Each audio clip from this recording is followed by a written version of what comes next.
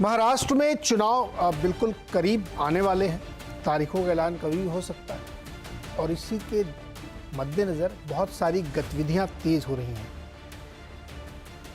चाहे वो महायुति हो या महागठबंधन हो, बयान आने शुरू हो गए हैं। कहीं कुछ कसमसाहट है, कहीं कुछ उलाहना है, कहीं कुछ एक दूसरे के खिलाफ बयानबाजी भी है और कहीं कहीं कुछ संदेश देने की बात की जा रही है। महायुति में ख़ास तौर पे जिस तरीके के बयान आए हैं उसके मतलब को समझना ज़रूरी है। जैसे अजीत पवार जी कह रहे हैं कि बहन के खिलाफ चुनाव लड़ना गलती थी, वो एनसीपी बोर्ड का फैसला था लेकिन वो फैसला गलत था। फिर वो वक्फ बोर्ड को भी लेकर के कुछ बयान देते हैं कि हम सभी पक्षों का ध्यान रखेंगे और ज़रूरत पड़ेगी तो दूसरे नेताओं से चर्चा करेंगे। फडणवीस जी का बयान है कि बीजेपी का वोट तो ट्रांसफ़र हुआ था बाकी सहयोगियों को, लेकिन बीजेपी की तरफ वोट ट्रांसफ़र नहीं हुआ। कभी भी कोई राजनेता जब इस तरह बयान देता है तो उसका बहुत गहरा अर्थ होता है। तो महायुति के अंदर अब वो सीट शेयरिंग को लेके पोस्चरिंग हो या अंदर कुछ और चल रहा है, कसमसाहट है, कोई निकलना चाहता है, कोई अंदर आना चाहता है, ये क्या है बड़ा मुश्किल कहना। राजनीति बहुत ही कॉम्प्लेक्स है महाराष्ट्र की। महागठबंधन की तरफ भी आप देखें तो बहुत सारे खेल पोस्चर्स चल रहे हैं। उद्धव जी भी सोनिया से मुलाकात भी कर चुके हैं। सीट बंटवारे का मोटा मोटा खाका तो उनकी तरफ है, लेकिन कौन नेतृत्व करेगा इसको लेकर के एकदम साफ नहीं है तस्वीर। इसमें भी बहुत सारे पेच हैं और जो वो मुख्यमंत्री हैं शिंदे जी, जो महायुति के इस समय लीड कर रहे हैं, वो उनकी पोजीशन क्या होगी। ऐसे बहुत सारे सवाल हैं क्योंकि यहाँ पे अब पार्टियाँ भी 6-7 हैं और अलग अलग फैक्टर्स। इसी को समझने की कोशिश करते हैं कि एकदम सिंपली कि महाराष्ट्र में क्या चल रहा है दोनों गठबंधनों की तरफ। बातचीत करेंगे। 4 हमारे साथ बहुत ही धुरंधर पत्रकार लोग हैं। आज कोई राजनेता नहीं होगा, उससे बात नहीं होगी। विजय त्रिवेदी जी हमारे साथ हैं, बहुत ही वरिष्ठ पत्रकार हैं और दोनों साइड को बड़े करीब से जानते हैं। डेटा साइंटिस्ट मैं मानता हूँ और अमिताभ तिवारी जी को, जो आंकड़ों के ज़रिए बहुत कुछ कहने की कोशिश करते हैं। और अशोक वानखेड़े जी हैं, जो कि महाराष्ट्र को ख़ास तौर पे बहुत अच्छे से अंदर तक समझते हैं। और अवधेश जी हैं, अवधेश कुमार जी। दोनों पक्षों को इनकी भी बड़ी पकड़ है। तो मैं सोचता हूँ कि चारों विद्वानों से समझा जाए कि महाराष्ट्र में क्या चल रहा है। तो अशोक जी आपके पास आता हूँ पहले, कि आप बहुत टच में रहते हैं महाराष्ट्र के नेताओं से। क्या चल रहा है सर महाराष्ट्र में?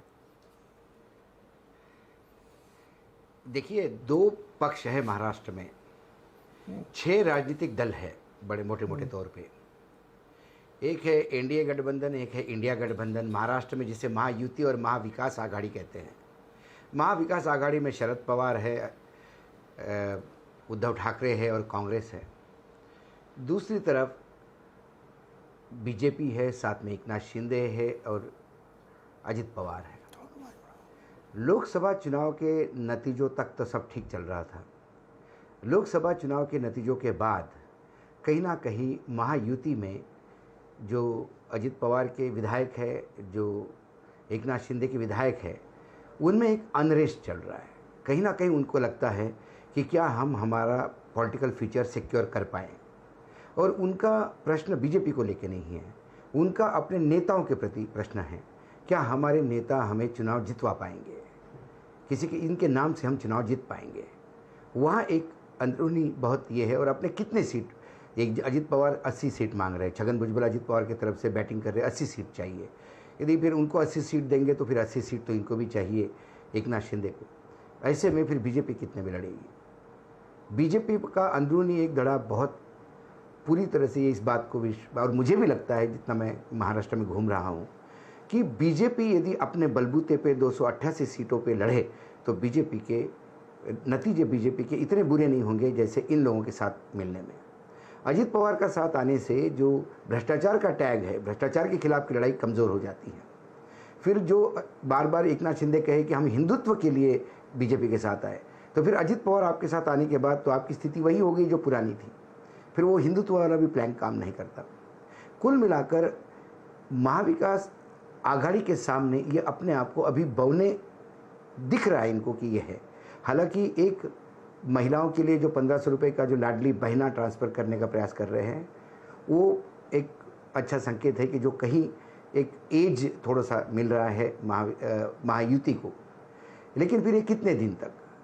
क्योंकि आज ही सुप्रीम कोर्ट ने बाकायदा सरकार को ये वार्निंग दी है, हाई कोर्ट ने शायद नहीं, सुप्रीम कोर्ट ने दी है, BR गवई के बेंच ने, कि एक पूना की ज़मीन का मुआवजा अभी तक नहीं दिया इतने सालों में। उन्होंने कहा कि सरकार के पास पैसा नहीं, ऐसा सरकार कहती है, तो फिर ये आपकी ये जो लाडली बहना योजना बंद कर दीजिए, पहले ये मुआवजा दीजिए। तो ऐसी कई चीज़ें हैं महाराष्ट्र में हो रही है। कुल मिला के महायुति में ज़्यादा खटपट है। संघ लगातार हमलावार है कि अजित पवार नहीं चाहिए, और अजित पवार भी अभी हाल ही में आज उनका बयान आया कि मेरे से गलती हो गई कि मैंने परिवार में राजनीति लाई। अब इसमें अजित पवार का ही स्वार्थ है ये बताने में भी, क्योंकि मैं अभी 30 सेकंड और लूँगा, क्योंकि अजित पवार ने जब अपने पत्नी को चुनाव में उतारा था बारामती में, तो बारामती लोकसभा में बारामती विधानसभा भी है जहाँ से अजित पवार विधायक है। वहाँ पे भी अजित पवार अपने पत्नी को एज नहीं दिलवा पाए, वहाँ भी सुप्रिया जी के वोट ज़्यादा निकले और अच्छे तादाद में। तो वो सारा क्रेडिट वहाँ योगेंद्र पवार को मिलता है, जो अजित पवार के सगे भाई श्रीनिवास के बेटे हैं। ऐसे में अब बात ये हो रही है कि योगेंद्र को अजित पवार के सामने शरद पवार उतारने जा रहे हैं। तो अपने घर में ही हम ब्लॉक हो रहे हैं, हम किसी को जितवाने की स्थिति में नहीं हैं, और पार्टी के अंदर जो अनरेस्ट है उसको ठीक से एड्रेस नहीं कर पा रहे हैं। संघ हमलावार है, बीजेपी प्रोटेक्ट नहीं कर पा रही है। आखिरकार उनको आज ये भी बोलना पड़ा कि शरद पवार के खिलाफ महायुति के लोग संभल कर बोले, क्योंकि वो हमारे परिवार के मुखिया है और महाराष्ट्र के बड़े नेता है। ये अजित पवार का कहना, इसका मतलब कहीं ना कहीं उन्हें ये समझ में आ रहा है कि आने वाले समय में ज़्यादा यदि प्रेशर हुआ तो क्या बीजेपी मेरा साथ छोड़ देगी, क्या फिर एकनाथ शिंदे और बीजेपी ही चुनाव लड़ेंगे? वो अविश्वसनीयता है। दूसरी ओर यहाँ पे भी प्रॉब्लम्स है। ऐसा नहीं कि महाविकास आघाड़ी एकदम स्मूथ चल रही है, लेकिन महाविकास आघाड़ी शरद पवार, अशोक जी, महाविकास आघाड़ी से पहले एक सवाल, अशोक जी पहले ये बताओ, क्या अजीत जी का मन डोल रहा है क्या? क्योंकि योग पवार उनको घेरने की कोशिश में है और फंस जाएंगे वो, आप सही कह रहे हो। तो कहीं ऐसा भी तो नहीं हो सकता कि माहौल बना रहे हो कि बहन के खिलाफ चुनाव लड़के मैंने बहुत बड़ी गलती की, ऐसा नहीं करना चाहिए, रक्षाबंधन एक बहुत क्या हुआ, दो अच्छा दिन आ रहा है। महिलाओं ने सवाल पूछ लिए। हाँ, उनकी जो जन सम्मान यात्रा है उसमें 2 महिलाओं ने उनको सवाल पूछ लिए कि आप पूरे महाराष्ट्र के बहनों के लिए इतने चिंतित है, फिर आपने बहन के खिलाफ क्यों चुनाव लड़वाया आपने? तो वो कुछ जवाब नहीं दे पाए उसका। तो उन्होंने ये कहीं ना कहीं एक नया रास्ता ढूंढने का प्रयास किया है कि भाई मैं अब ये मानने को तैयार हूं मुझसे गलती हो गई।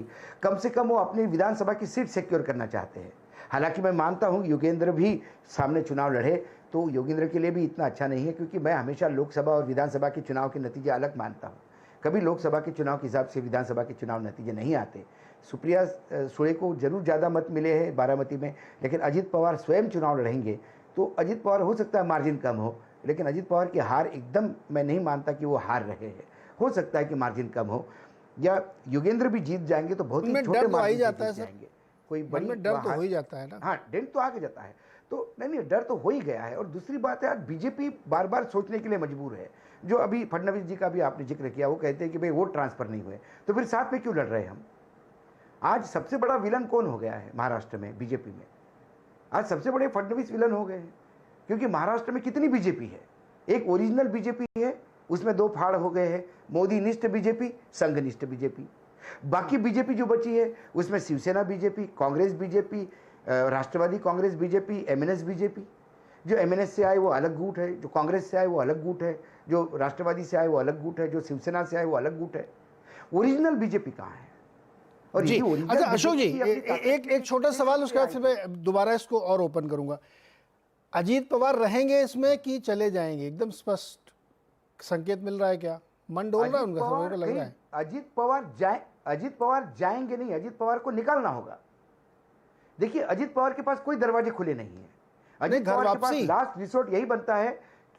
नहीं, घर वापसी की सवाल ही नहीं उठता।